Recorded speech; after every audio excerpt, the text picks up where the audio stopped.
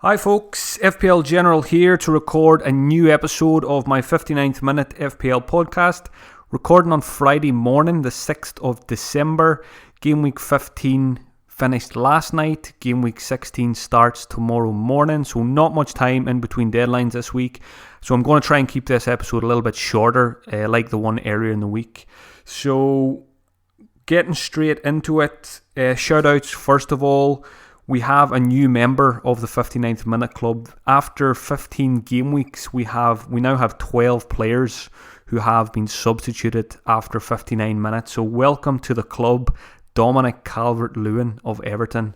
A nice one-pointer in the Merseyside derby for Calvert-Lewin. Nobody owns him anyway, so nobody's getting stung by that one. A notable mention for Chris Wood, who managed just 58 minutes against Man City for a one-pointer there as well. I know he's owned by quite a few people, so that would have been frustrating. Hopefully this weekend, Game Week 16, we'll get one or two more. Nobody has managed 2 shoutouts this season yet, so waiting to see who's going to be the first player there. So as always, when you're sitting down enjoying the games, keep an eye on that clock once it gets to 59. Keep an eye to see if any managers are making any changes, and as always, send me in the tweets. I always enjoy getting the notifications when someone goes off. A quick review of Game Week 15. How did it go for me? It wasn't great. 54 points gave me a red arrow from 244k to 288k, so dropped about 40,000 places. Not major, but obviously never nice to get a red arrow, and I think that's 2 in a row now. So hoping to bounce back in Game Week 16 over the weekend and try and get some momentum going again during this busy period. Captain Vardy, which was frustrating. Obviously got a goal, which was great, but should have had another penalty and was booked for diving. So, I mean, on another day, gets that other penalty, scores it, gets 3 bonus points. So that was pretty frustrating. The only players who got me points were Vardy, Mane and Abraham. So those 3 players actually got me 37 of my 54 points. So it was a bit of a disaster elsewhere. Mane was amazing again, could have had 20 plus points easily. Missed another very good chance. Created some big chances as well that weren't scored. So I'll talk about Mane when it comes to captaincy later. Abraham, glad I held on to him. Just missed that one game and then comes back and scores 12 points. So saved myself a couple of transfers there. I'm gonna come back to Abraham as well because there's a question from him later as well about people who don't have him now. So yeah, those 3 did the business. Nothing from defence. Pope, double Liverpool defence again, which I think I am finally fed up with. I think I've had enough pain now, and I think I've seen enough in that Everton game. You know, conceding 2 goals. Moise Keane should have scored another goal. There was a few other chances as well. I think I've had enough of the double up. So again, I'll talk about that when it comes to my transfers. But I think Robertson's going to get the chop now. Lundstram, nothing from Lundstram. Disappointing result there for Sheffield United for anyone who doubled up. So it wasn't too bad for me with just one Sheffield United defensive asset. Nothing from Zaha. Obviously, transfer. I made just one free transfer going into Game Week 15 and I rolled the other one. So I do have 2 frees now for the weekend. Got rid of Mason Mount, brought in Wilfred Zaha, and you all know what happened next. Not the end of the world. It was only a 3-point swing in the end. So hopefully over the next couple of weeks, Zaha can get the better of Mason Mount there.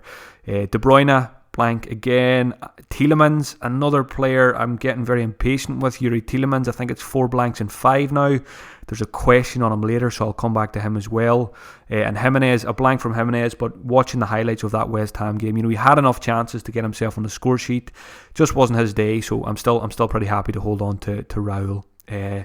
Just looking at my bench there as well, Rico is smiling at me from the bench. My 3rd sub with 9 points went off before Bournemouth conceded in that game. So I know a lot of people had points on the bench this week. You know, you can't pull your hair out too much about those. You know, I was never going to start Rico this week, so just happy I own him. Hopefully he can avoid a yellow card over the next 2 game weeks, and then I can use him for blank Game Week 18. So moving on now to the Watchlist update. I've added 5 players to it, and I've removed 5 as well. Just very quickly, the ones I've removed, pretty easy. Lucas Moura, didn't start one of those games and he was taken off after about 60 minutes as well. So I don't like that about Lucas Moura.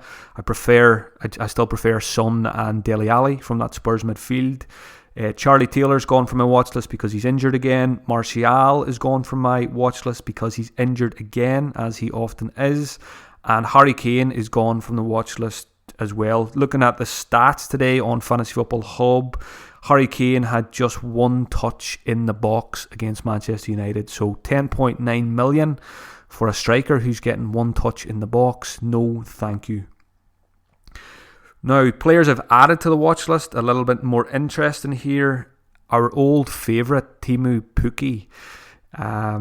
A lot of us are scarred from earlier in the season when he went on that barren spell. But I think we have to start thinking about him again now. 6.6 million, so he's had a nice price drop. He last 3 game weeks, 8 points, 8 points, 5 points. So from a player price of 6.6 million, that's pretty good. Fixtures are a mixed bag for Norwich, but they do seem to have improved over the last couple of game weeks. Yes, they're still not getting many wins, but at least they're starting to score a few goals again. We've seen it with Cantwell a couple of games ago, and we've seen it with Pukki now as well. That was a great finish midweek by Pukki. So he's back on the watch list. I'm pretty happy with my strikers. I've got Abraham, Vardy and Jimenez up front, so I don't really see myself changing any of those 3 over the next couple of weeks. But Pukki is back on the watch list, so interested to see how he can do over the next couple of games. Another forward who I owned earlier in the season for a short period is back on the watch list, Neil Maupay at Brighton. He's had a nice price drop as well. He did go up to 6.1 at one point. He's dropped to 5.8 now, and I still think 5.8 million you could get really good value out of Maupay in the remainder of the season. He got 9 points against Arsenal, got himself on the score sheet. He had 3 shots on target in that game as well. But again, if I was playing up front against Arsenal, I would fancy myself to get 2 or 3 shots on target, and I'm not a great player. So Arsenal are just a bit of a joke at the moment. So it's, if you've got players who are playing against Arsenal, you've probably got to consider captaining them the way they're defending these days. So Maupay's back on the watch list again. A bit like Pukki, Norwich and Brighton fixtures are a little bit mixed, so you're probably not going to go there in the next week or two, but I think in the new year, Pukki and Maupay, 2 players I'll be looking at again. A couple of defenders now who have been added. Martin Kelly, 4.1 million. I think Big Mart is going to be a very popular pickup over the next week or two. I think he's the most transferred in defender this week, and it's no surprise. 4.1 million.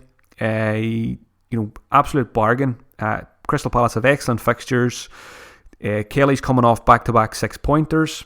And Joel Ward, it looks like Joel Ward is going to be out for... I've seen a couple of tweets this week. I think Roy Hodgson said that initially when Ward got injured that the physios were saying it could possibly be 2 months. And I think he said we're 2 weeks into that now. So it looks like we're going to get at least 2 or 3 weeks out of Martin Kelly at right back, which is good news. Because there's a lot of fixtures obviously over the next 2 or 3 game weeks. So I think Martin Kelly's a no-brainer now. I think he's the best cheap defender to go for this busy period, and I'm certainly looking at him when I'm thinking about shipping Robertson this week. I might just drop all the way down to Kelly just to free up cash for elsewhere. But again, I'll come back to that at the end of the podcast. So yeah, Martin Kelly, great option now I think for the next couple of weeks. Lewis Dunk, 4.6 million. Taking direct free kicks, scored against Liverpool to cause me more pain and pull out more of my hair. I'm not going to have much hair left. If the longer I hold on to double Liverpool defence, I'll be bald by game week 38, the way things are going.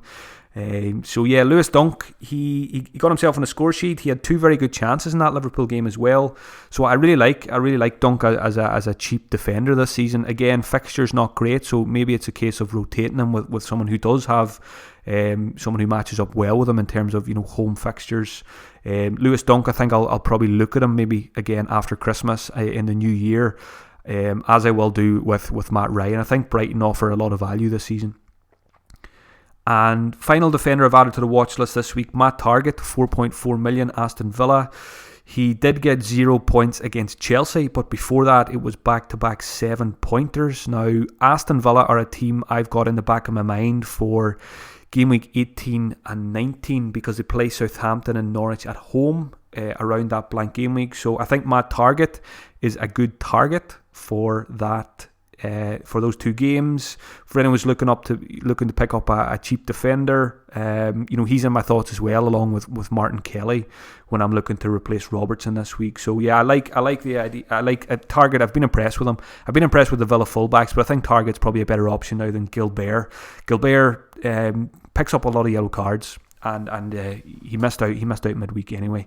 So I think Target is the guy to go for now from the Villa defence.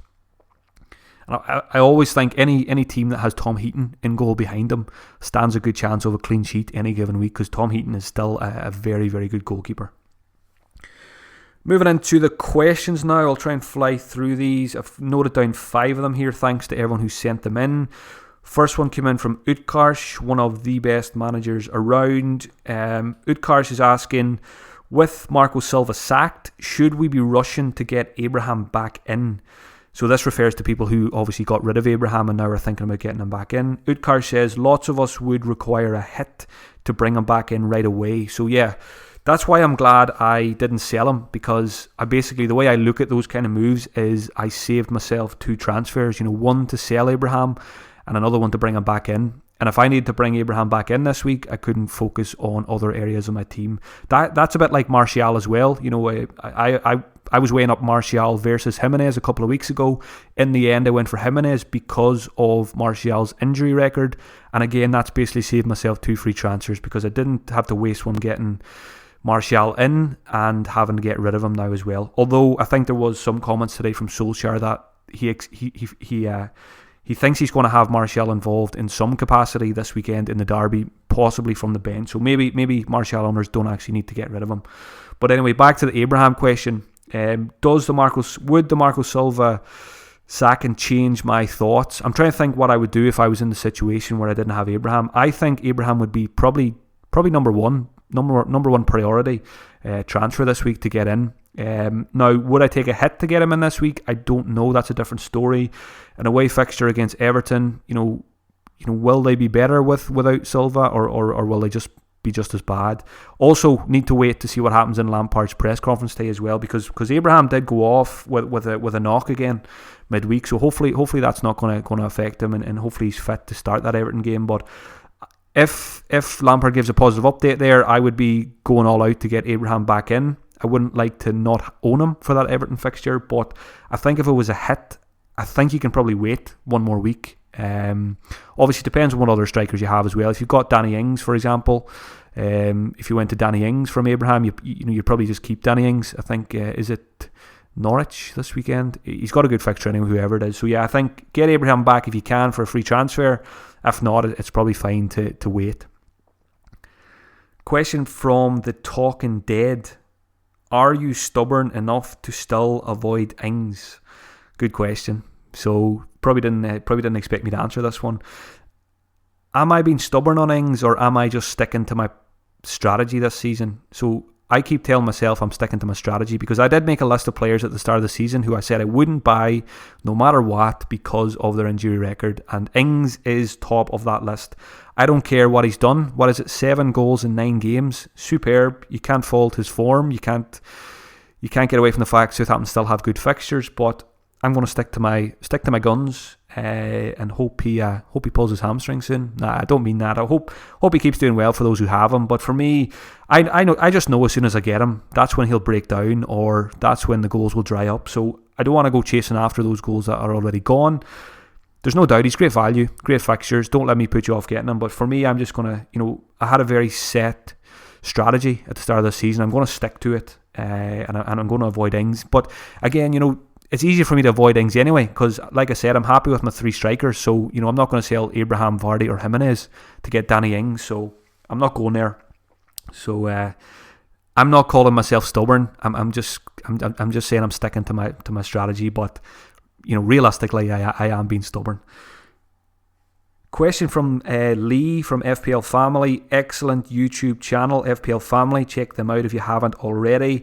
Lee is interested in my thoughts on Spurs. They started with 3 wins, but it was against poor opposition. And as soon as they played a half-decent team, they lost and looked poor.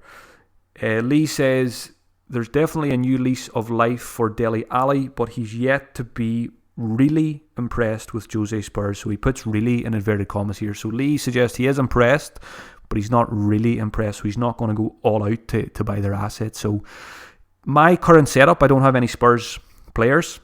I've seen enough from Dele Alli to want them. So most likely I'm going to target him this week and bring him in for that home fixture against Burnley. The others I'm not too worried about. Defensively, I don't like them. I don't like their defenders while Gazzaniga is in goal. I think he's a very average goalkeeper. I think he showed that with that shot he failed to save from Rashford midweek. So I don't like Spurs defensively at least until Lloris comes back. I know a lot of people went for Aurier. That's probably fine because he does get forward a lot, but you probably are relying on those attacking returns to keep coming because I really don't see too many clean sheets there from what I've seen under Mourinho so far. Like I say, I really like what I've seen from Dele Alli. Son is a great option as he always is. Harry Kane I don't like, too expensive for his output at the moment. So I'm happy enough just probably to go with one Spurs player. I've seen a lot of people maybe doubling up.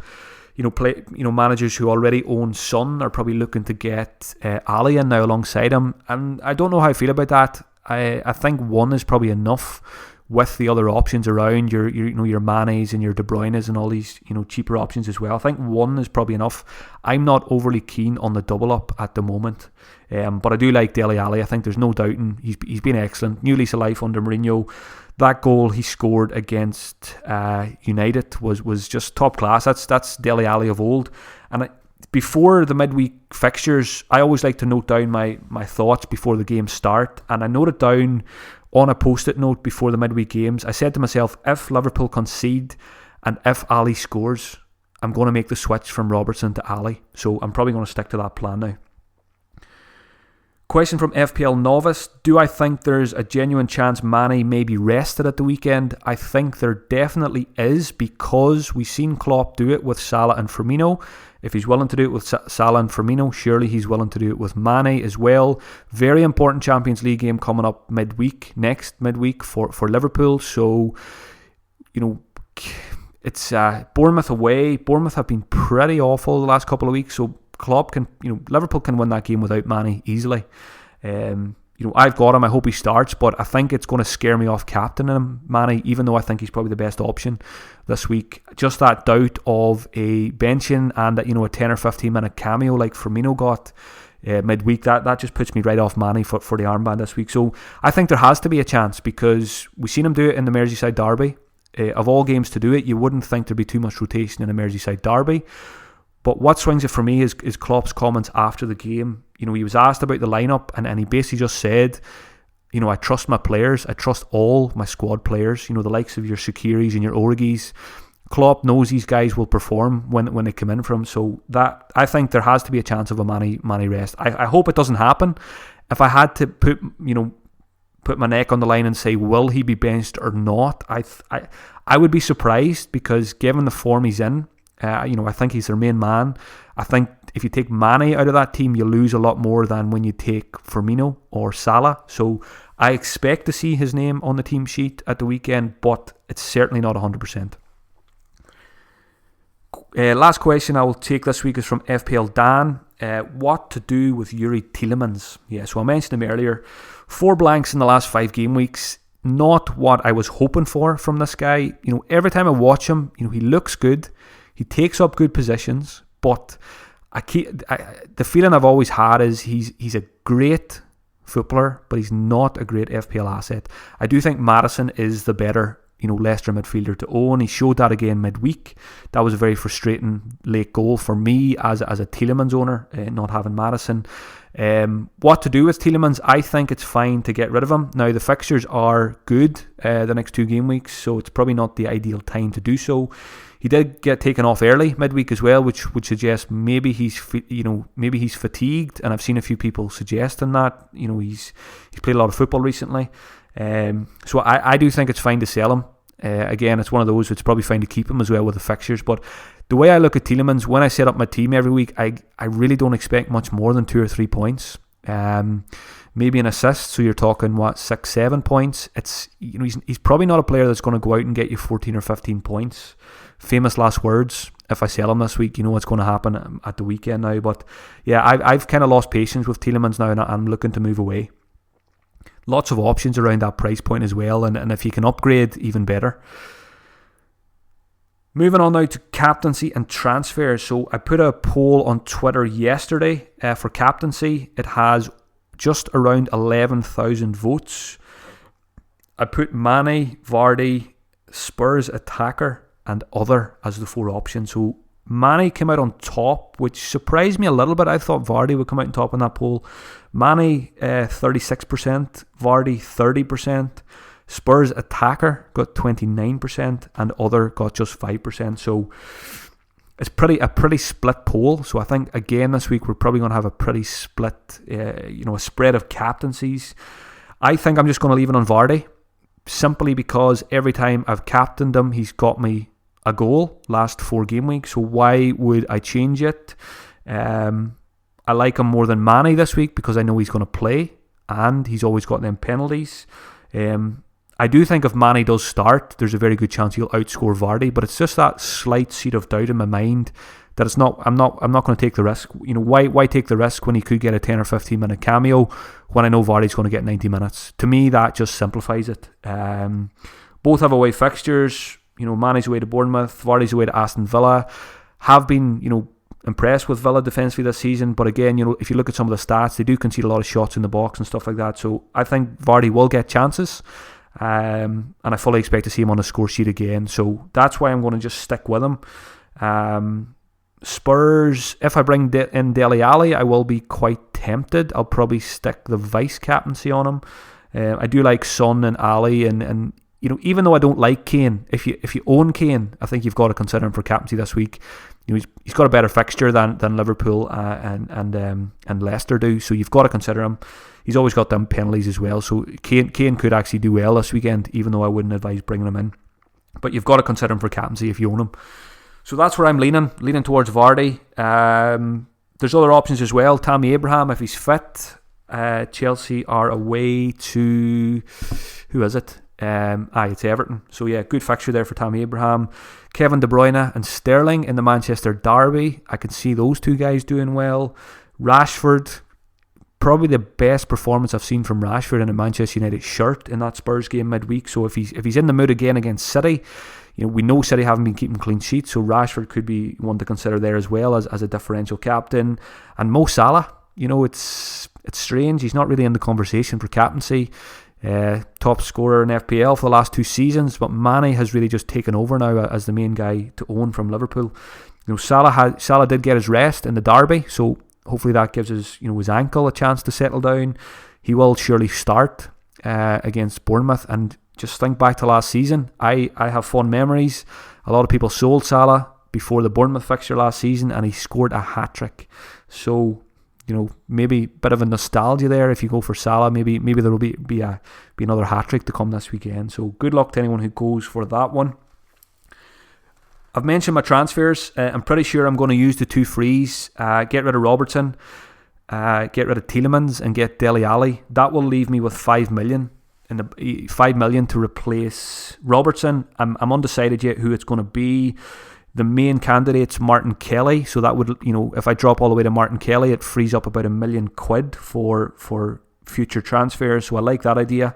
Matt Target, if I want to, with game week 18 and 19 in mind, I'll go Target possibly. I was considering Sheffield United double up as well, but that Newcastle result kind of puts me off that now. I do like Baldock, but like Lundstrom, he's on 4 yellow cards as well. Quite a lot of players on yellow cards, which is probably going to cause a bit of havoc for game week 18. You know, Lundstrom, Baldock, Sterling, Alexander-Arnold, Rico. There's a lot of players in 4 yellow cards, so hopefully they can avoid them completely, or at least get them in game week 16 so that they miss game week 17, and then we can have them back for game week 18. So all eyes will be on the referees over the next 2 game weeks as well to see what happens there. So yeah, that's my plans. Probably bank the transfer then in game week 17, and I've got my eyes on Jack Grealish for game week 18. But again, you know, it's all great having plans in FPL, but they often change. So wildcard game week 20 is still my plan. But again, that could change as well. I may adjust it to game week 19 or even game week 18. But at the moment, the way things are looking, I think it's going to be game week 20 wildcard for me. I think that's everything covered. Hopefully it's not too long, this one, so you can get it listened to before the deadline on Saturday morning. If you want to hear more from me, I will be doing a Patreon podcast Friday evening. The start of a new month is the best time to sign up to any Patreon because you don't get charged until the 1st of January. So if you want to try out my Patreon offering for the next couple of weeks, you can do it for free. All you need to do is just cancel before the 1st of January if you don't find it useful, which I'm sure you will. You can get it all for around £2.50 per month. So just, you know, stick your hand in your pocket. If you've got £2 or £3 in there, you know, why not check out my Patreon for the next couple of weeks? Helps me in doing this full time. So thank you for everyone who does support me, and I'm looking forward to having a few more sign up in the next couple of days as well. So thank you as always for taking the time to listen. I really appreciate it. I will be back on Tuesday with another episode ahead of game week 17. So good luck this weekend. Good luck to myself. I need a green arrow, so hopefully it's a good one for me and a good one for most of the listeners. Have a good one, whatever you're up to for the weekend, folks. Have a good one. Talk soon.